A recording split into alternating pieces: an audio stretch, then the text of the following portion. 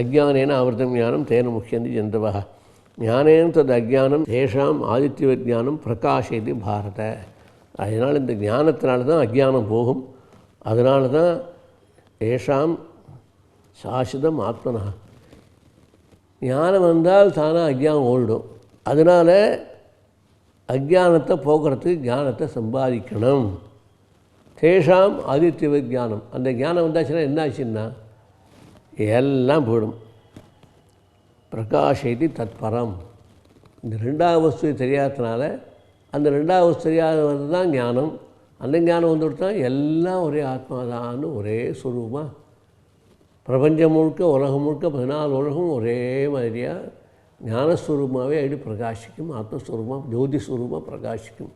ஞான தீபேன பாஸ்வதாங்கிற மாதிரி ஞான தீபத்தின் மூலமாக எப்படி உலகம் முழுக்க சூரிய தீபம் மூலமாக எப்படி உலகம் முழுக்க சூரியோதயம் பிரகாசம் இருக்கோ அதுபோல் ஞான தீபத்தினால உலகம் முழுக்க நான் தான் பரமாத்மா தான் ஈஸ்வர ஸ்வரூபம் தாங்கிற ஞானம் நமக்கு தானாகவே வந்துடும். தத்புத்தியா ததாத்மானः தன்னிஷ்டாஸ் தத்பராயணாக கச்சந்தி புனராவர்த்தியும் ஞான நிர்தூத கல்மஷாக. அதனால் நம்ம என்ன பண்ணணும்னா தத்புத்தி அந்த ஆத்மஸ்வரூபத்திலேயே நம்முடைய புத்தி நிற்கும்படியாக முயற்சி பண்ணணும். ததாத்மானः ஆத்மஸ்வரூபத்தோடய நம்ம ஆத்மாவும் கலந்து போடுற மாதிரி பண்ணணும். ஜலமும் எப்படி கலந்து போகிறதோ டம்ளர் ஜலம் வேறு குழாய் ஜலம் வேறு குளத்து ஜலம் வேறு நினச்சிட்டு வரைக்கும் வெவ்வேறையாக இருக்குது. ஆனால் குழாய் ஜலம் குளத்து ஜலம் எல்லாம் ஒன்றாயிடுதுன்னா இப்போ ஜலம்ங்கிறது ஒன்று தான் இருக்கும். அதுபோல் எது வரைக்கும் பேத புத்தி இருக்கோ அது வரைக்கும் நான் நீன்னு சொல்லிகிட்டே இருப்போம். பேத புத்தி படுத்தினா ஒன்று தான் ஆத்மா இருக்குன்னு நமக்கு தோணும். தன்னிஷ்டாக தத்பராயணாக அந்த ஆத்மஸ்வரூபத்திலேயே மனசு லயிச்சு இருக்கணும். அதிலே மனோலயத்தோடு புத்திலயங்கள்லாம் ஏற்பட்டு அப்படியே உட்காந்துட்டான்னா அதுதான் ஞான நிஷ்டையுடைய பராகாஷ்டா உயர்ந்த நிலை. கச்சந்தி அபுனராவர்த்தியும். இப்படி யார் ஒருத்தன் இருக்கானோ திருப்பி அவன் பிறக்கவே மாட்டான். ஞான நிர்தூத கல்மஷாக. ஏன்னா பிறக்கணுன்னா பாவமோ புண்ணியமோ பண்ணினா தான் அடுத்த பிறகு வரும். பாவம் இல்லை புண்ணியம் இல்லைன்னு எவன் பிறக்க போகிறான்? அவன் இங்கே அத்தனை பிரம்ம சமஷ்டி இங்கேயே அவனுடைய உடம்பு செத்து போனோடனே உடம்பு இங்கே கொளுத்திடுவா. அதுக்கு பாடு உடம்பு போனதுன்னா பாவ புண்ணியம் ஒன்றும் இருக்காது அவங்கள்ட்ட. அந்த பாவ புண்ணியம் இல்லாதான் திருப்பி பிறக்கவே மாட்டான். அப்படி இல்லாதவெல்லாம் என்ன ஆகும்னா பாவ புண்ணியங்கள்லாம் இருக்குவாடு போனான்னா அவனும் செத்து போகிறான் இவனும் செத்து போகிறான். ஷாவு 2 பேருக்கு ஒன்றா இருந்தாலும் இவனுடைய ஞானியினுடைய நிலையில் தன்னிஷ்டா தத்பரானா எங்கே இருக்கானோ அவன் திருப்பி பிறக்க மாட்டான். ஏன்னா ஞானத்தினால அதெல்லாம் அழிக்கப்பட்டது. எல்லா பாவ புண்ணியமும் போயிடுத்து. இன்னொருத்தன் செத்தானே பாவ புண்ணியத்தோடு ஒருத்தன் செத்தான். செத்து போகிற 2 பேராக இருந்தாலும் கூட இவனுக்கு பாவ புண்ணியங்கள்லாம் அழிச்சாச்சு. சுத்தமாக போயிடுத்து. ஞானாக்னி சர்வகர்மாணி அழிச்சாச்சு. அவனுக்கு என்னென்னா பாவ புண்ணியம் இருக்கணும். அப்போ என்ன ஆகுன்னா வேறு எங்கேயோ சொர்க்கத்துக்கோ இல்லை நரகத்துக்கோ எங்கேயோ பல பிராணிகளாகவோ இத்தனைக்கும் போயாகணும். உலகத்தில் இப்போ எத்தனை உயிரினங்கள் இருக்கோ எல்லாமே மனுஷனுடைய புண்ணிய பாவங்களை வச்சு தான் வருதே தவிர ஜந்துக்களுக்கு புண்ணியமும் கிடையாது பாவமும் கிடையாது ஒன்றும் கிடையாது. புண்ணிய பாவத்தினால் அவைகள்லாம் பிறந்ததே தவிர அதுகளுக்கு புண்ணிய பாவம் செய்கிறதுக்கு சுபாவம் ஒன்றும் கிடையாது. நாய் கடிச்சு கொடுத்துனா அதுக்கு ஒன்றும் பாவ புண்ணியங்கள்லாம் ஒன்றும் கிடையாது. மனுஷன் கடித்தான்னா நிச்சயம் பாவ புண்ணியம் உண்டு. ஏன்னா இவன் புத்தியோடு இருக்கான், அதுக்கு புத்தியே கிடையாது பாவம். அதனால் அதுக்கு இது பண்ணணும் இது பண்ணக்கூடாதுங்கிற விவேக ஞானங்கள்லாம் கிடையாது. தள்ளி போய்டும். கெடுதல் வந்தால் தள்ளி போய்டும், நல்லது வந்தால் கிட்டக்கு வரும் சாப்பிடும். அவ்வளோதானே தவிர இது பண்ணினாலும் நமக்கு இது கிடைக்கலாம் தெரிஞ்சு நம்ம பண்ணுறது கிடையாது. நம்ம என்ன பண்ணுறோம் தெரிஞ்சே நிறையா தப்பு பண்ணுறதுனால அந்த பாவங்களாம் நம்மளை ஒட்டிக்கிறது. பிராணிகளுக்கு புத்தி இருக்கும். சாப்பிடணும் தெரியும், தூங்கணும் தெரியும், குழந்தை பார்க்கணும் தெரியும். அந்த அளவுக்கு புத்தி இருக்குமே தவிர அடுத்தவரை போய் இம்சை பண்ணால் நம்ம பாவம், அடுத்தவரை இம்சை நல்லது பண்ணால் ரொம்ப குழஞ்சி கொஞ்சம் விளையாடினா புண்ணியங்கள் அதெல்லாம் அந்த புத்தியெலாம் கிடையாது. மனுஷனுக்கு ஒன்று தான் அந்த புத்தி இருக்கிறதுனால பாவ புண்ணியங்கள்லாம் பிராணிகளுக்கு கிடையாது, மனுஷனுக்கு தான் உண்டு. ஆக இத்தனை உயிரினங்களும் எப்படி வந்ததுன்னா மனுஷன் செஞ்சத்த பாவ புண்ணியத்தை வச்சு தான் அதுக்கேற்ற பலனாக அத்தனை உயிரினங்கள்லாம் வந்தது. கொசுலேருந்து ஆரம்பித்தா செடி கொடி மரம் குரம் எத்தனை பிராணிகள் மாடு காடு கோழி எத்தனை இருக்குமோ அத்தனையும் மனிதனுடைய செயலுடைய புண்ணிய பாவத்தினால் வரக்கூடியதே தவிர அதுக்கு புண்ணிய பாவம் செய்ய தெரியாது. அப்படிப்பட்ட நிலையில் உள்ளது அவைகள்லாம். ஆனால் இத்தனை உயிரினங்களும் வந்ததுக்கு காரணம் வேறு நாம் தான் காரணம். நாம் அறியாமையினால இவ்வளோ பாவங்களையும் படினத்தினால இத்தனை தீவிரமான பாவ ஜென்மங்கள்லாம் எடுத்து பண்ணுறோம். புண்ணியம் நிறைய பண்ணிருந்தாச்சு, சொர்க்கலோகம் போகிறோம், பிரம்மலோகம் போகிறோம், எல்லாம் போகிறோம். திரும்பி வந்தாங்கன்னா அந்த க்ஷீணே புண்ணிய மர்த்தியலோகம் விசந்தி. அந்த பாவம் முடிஞ்ச உடனே திருப்பி மனுஷனாக தான் பிறப்பான்.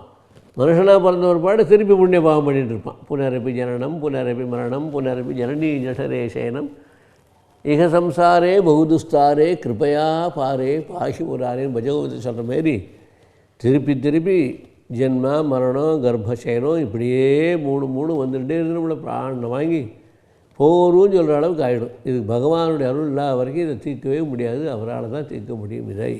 அதனால் பகவான் தான் நமக்கு சரணம், ஆத்மா தான் சரணம். எப்போ வரவும் அன்றைக்கி தான் இந்த புண்ணிய பாகத்தில் விடுதலை ஆகலாமே தவிர வேறு எதனாலையும் பாவ புண்ணியத்தை போக்கடிக்கவே முடியாது. அனுபவம் மூலமாக தான் முடியும். அனுபவிச்சா என்னாச்சு, அனுபவிக்கிறோம், திருப்பி புண்ணிய பாகம் வரும், இப்படியே வந்துகிட்டே இருக்கும். ஆகையினால் பாவ புண்ணியத்தை நிறுத்தி புண்ணியகார செய்வதை நிறுத்தினால் ஞானத்துக்கு வழி. பாவம் மாத்திரம் பண்ணாமல் இருக்கேன், புண்ணியம் பண்ணால் நல்ல லோகம் தானே கிடைக்கும்னா நல்ல லோகமாக தான் திருப்பிக்கு தானே வந்தாகணும்.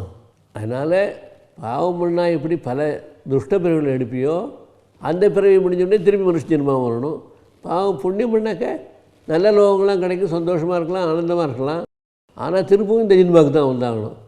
புண்ணியமோ பாவமோ பண்ணுறதுக்கு இந்த பூமிக்கு தான் சக்தி இருக்கே தவிர, இந்த பூமியில் பிறந்தால் தான், மனுஷனாக பிறந்தால் தான் சக்தி இருக்கே தவிர பிராணிகளாக பிறந்தால் கூட சக்தியே கிடையாது. தேவதைகளாக வந்தால் கூட என்ன பண்ணுறா, அவளும் கூட இங்கே வந்து தான் கர்மாக்களை பண்ணி கர்ம தியாகம் பண்ணி பகவத் அர்ப்பணமாக பண்ணால் தான் வரும்.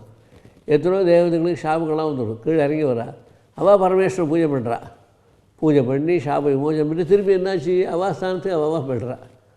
அந்த மாதிரி இந்த பூலோகத்தில் ஒன்று தான் பாவத்தையோ புண்ணியத்தையோ கழிக்கக்கூடிய ஒரு வாய்ப்பே இருக்குது. பண்ணக்கூடிய வாய்ப்பு இங்கே தான், கழிக்கக்கூடிய வாய்ப்பு இங்கே தான். அதனால தான் அத்திர பிரம்ம சமஸ்னுதே, இந்த லோகத்தில் எல்லா புண்ணிய பாவங்களையும் விட்டுட்டு இதே ஆத்மஸ்வரூபத்தோடு லயிச்சு போய் ஒரே ஆத்மாவாக நடிச்சுக்கிறதுக்கு முயற்சி பண்ணுலாம் வேதாந்தங்கள்லாம் நிறைய சொல்கிறது. இந்த மாதிரி ஞானேன் ததஜானம் ஏஷாம் நாசிதம் ஆத்மனா தேஷாம் ஆதித்ய விஜானம் பிரகாஷே தத்பரம் தத்புத்தாஸ்தன்னிஷ்டா தத்பராயணாக கச்சந்தி அபுனராவர்த்தியும் ஞான நிர்தூத கல்மஷா. அதனால் ஞானம் வந்ததுனால அவள் செஞ்ச புண்ணிய பாவங்கள் எல்லாம் போயிடுறதுனால திரும்பி பிறக்கவே மாட்டான். அந்த நிலையில் நமக்கு வரது வாய்ப்பு இருக்குது. ந பிரகிச்சே பிரியம் பிராப்பிய நோ துஜேத் பிராப்பியம் அப்பிரியம் ஸ்திரபுத்தி ரசமூடா பிரம்மவித் பிரம்மணி ஸ்திதா. பிரம்மஸ்வரூபம் எப்படி இருக்குமோ அதே போல் இருப்பான் இவன்.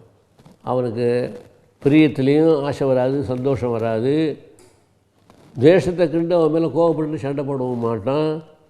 ஸ்திரபுத்தி, ஒரே ஸ்திரமான நிலையோடு இருப்பான். சம்மூடான்னா அப்படியே குழப்பின்ண்டே இருக்குவான். அசம்மூடானா குழப்பம் இல்லாத தெளிவாக இருக்கிறவன். பிரம்மவித் பிரம்மணி ஸ்திதா. பிரம்மம் எப்படி இருக்குமோ, அகண்ட சச்சிதான ஸ்வரூபமாக ஆனந்த ஸ்வரூபமாக இருக்குமோ அதுபோல் இவனும் அப்படியே ஆகிடுவான். அதனால் இதெல்லாம் சாதனைகள். இப்படிலாம் நம்ம சாதனை பண்ணணும்னு சொல்கிறது. அதுக்காக நாளைக்கு எல்லாத்தையும் விட்டுட்டு நம்ம பாட்டுக்கு ஞான மார்க்கத்துக்கு போகிறேன், பகவத் மார்க்கு போகிறேன்னு போக முடியாது. சாதனைகளை பண்ணி பண்ணி பண்ணி பண்ணி மேலே வரணுமே தவிர இந்த கீதையை கேட்டு பெரியவா சொல்லிவிட்டா கர்மாலாம் விடுவிட்டா நான் பாட்டு பகவான் தான் சொல்லிட்டு போகிறேன்னா இவனுக்கு பகவானே நினைக்க முடியாது. அவனுக்கு அங்கே போய் வாம்படியா முட்டாட்டி நடப்போட இருக்கும்போது எப்படி பகவான் நினைப்பான் அவன்.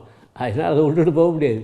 சாதனைகள் எப்படி பண்ணணுங்கிறது வழிமுறைகளை நமக்கு சொல்கிறார். இந்த மாதிரிலாம் சாதனை பண்ணிட்டே வந்தே ஆனால் உனக்கு புண்ணியம் இருந்ததுன்னா ஒரு நாளைக்கு அந்த ஞானஸ்வரூபம் உனக்கு கிடச்சி ஆத்மஸ்வரூபம் உனக்கு கிடச்சி எல்லாம் ஆத்மாதான நினப்பு வந்து அப்போ எல்லாம் விட முடியுமே தவிர எல்லா வரைக்கும் பண்ணிட்டு தான் இருக்கணும் எல்லாத்தையும். அதனால் ஒன்று எல்லாத்தையும் விட்டுட்டு சன்னியாசம் வாங்கிட்டு ஞான சன்னியாசியாக ஞான மார்க்கத்துக்கு பிரவேசம் பண்ணி அந்த சாதனைகள் பண்ணணும். இன்னொன்று கர்ம இறங்கி எல்லா வேலையும் செஞ்சு எல்லாமே ஆத்மஸ்வரூபம் தான், எல்லாமே ஈஸ்வர ஸ்வரூபம் தான். நான் பண்ணுற வேலை, என்னுடைய பலன், என்னுடைய புண்ணியம் பாவம் எல்லாம் ஈஸ்வர ஸ்வரூபம் தான். அப்படி ஒப்பிக்கணும். இந்த ரெண்டு நிலையிலையும் வரக்கூடிய பலன் ஒன்று தான். அதனால் நீ கர்மாவை பண்ணு அப்படின்னு சொல்லிகிட்டே இருக்கார். பாஹ்யஸ்பர்ஷே சசக்த ஆத்மா விந்தன் சாத்மன் எத் சுகம் ச பிரம்மலோகம் அயுக்த ஆத்மா சுகம் அக்ஷயம் அஸ்ருதே. அதனால் பாஹ்ய சுகத்திலலாம் வெளி சுகத்தில் உள்ள ஆசையெல்லாம் விட்டுட்டு விந்தன் ஆத்மனி எத் சுகம், ஆத்மஸ்வரூபத்தில் எந்த ஒரு ஆனந்தம் இருக்குமோ அந்த சுரூபத்துக்கு போகணும். உலக சுகத்தில் நம்மளாம் மாட்டிகிட்டு இருக்கோம். மாம்பழம் சாப்பிட்டா ஸ்வீட்டாக இருக்குது, ஜாங்கிரி சாப்பிட்டா ஸ்வீட்டாக இருக்குது, அதை பார்த்தா பொண்டாட்டிகளோட சௌக்கியமாக அனுபவிக்கலாம், இதெல்லாம் பேசின்னு இருக்குமே தவிர அந்த சுகங்கள்லாம் விட்டுட்டு பிரம்மஸ்வரூபத்தை நினச்சா எந்த ஆத்மஸ்வரூபமோ அந்த சுகத்தை நினச்சோமானால் பிரம்மயோக யுக்தாத்மா, அவன் பிரம்மயோகத்தோடு சேர்ந்து உட்காந்துட்டான்னா அவனுக்கு சுகம் அட்சயம் அஷ்டுதே. நம்மளுடைய சுகங்கள்லாம் எப்படி இருக்குது? சாப்பிட்ற வரைக்கும் இருக்கும். சாப்பிட்டு முடிஞ்ச உடனே அது இன்னொரு டைவர்ஷனில் கொண்டு விட்டு உபதிரத்தப்படுத்து கஷ்டப்படுத்திட்டு விட்டுரும். ஜாங்கிரி நிறையா சாப்பிட்டோன்னா சுகர் ஏறிடும், மாம்பழம் நிறையா சாப்பிட்டா சுகர் ஏறிடும். இந்த மாதிரி ஏதாவது சாப்பிட்டு வந்து அடுத்த டைவர்ஷன் எல்லாம் போயிடுமே தவிர இந்த சுகம் நஸ்வர சுகமே தவிர நித்திய சுகம் இல்லை. அழியக்கூடிய சுகங்கள் இவைகள்லாம். அழியாத சுகம் பிரம்மஸ்வரூபம். அந்த பிரம்மஸ்வரூப சுகத்துக்காக நாம் பிரயத்னப்பட்டோமானால் அப்போ பிரம்மஸ்வரூப சுகம் கிடைக்கும். நஸ்வர சுகத்துலேயே ஆசைப்பட்டோமானால் திருப்பி திருப்பி வந்துக்கிட்டே இருக்கும், போயிட்டே இருக்கும், உபதிரப்பட்டே இருக்குன்னா வாழ்நாள் முழுவதும் உபதிரப்பட்டே இருக்க வேண்டியது தான். ஏகி சமஸ்பர்ஷா போகாக துக்கயோனே ஏவதே ஆத்தியந்தவந்த கௌந்தே நதேஷு ரமசே புதா. அதனால் யாருக்கு இந்திரியங்கள் மூலமாக சுகத்துங்களை அனுபவிக்கணும்னு ஆசை இருக்கோ அவனுக்கு துக்கம்தான் வரும், வேற ஒன்றும் வராது. ஏன்னா ஆத்தியந்தவந்த கௌந்தே நதேஷு ரமதே புதா. அது ஆரம்பத்தில் சுகம் இல்லை, பின்னாடியும் சுகம் இல்லை, மத்தியில் சாப்பிடும்போது கொஞ்சம் சுகம் இருக்குது, அனுபவிக்கும்போது கொஞ்சம் சுகம் இருக்குது. இந்த மாதிரி இது இருக்கோ அது நித்திய சுகமே இல்லை, அது அனித்திய சுகம். அதனால் உறுப்புகள் மூலமாக, இந்திரியங்கள் மூலமாக, மனசு மூலமாக, புத்தி மூலமாக வரக்கூடிய சுகதுக்கங்கள் எல்லாம் அனித்திய சுகம்.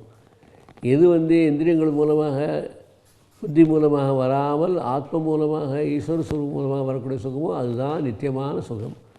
அனித்திய சுகம் வந்து போகுமானத்தாலே அதுக்கு துக்கத்தை தான் கொடுக்கும். நித்திய சுகத்தை வந்தோம்னால் எப்போதும் ஆனந்தத்தையும் அனுபவிக்கலாம். அதுக்கு மாறுதலே வராது, ஒரே சுகமாக இருக்கும். அது பொருள்களை எத்தனை நாள் வரைக்கும் நம்ம அனுபவிச்சுருக்கோமோ, கண்ணால், வாயால், காதால் இதெல்லாம் அனுபவிச்சுருக்கோமோ எல்லாமே கொஞ்ச நாளைக்கு இருக்கும், கொஞ்ச நாளைக்கு கழிச்சு போயிடும். ஆத்தியந்தவந்தா கௌந்தே நதேஷு ரமதே புதா.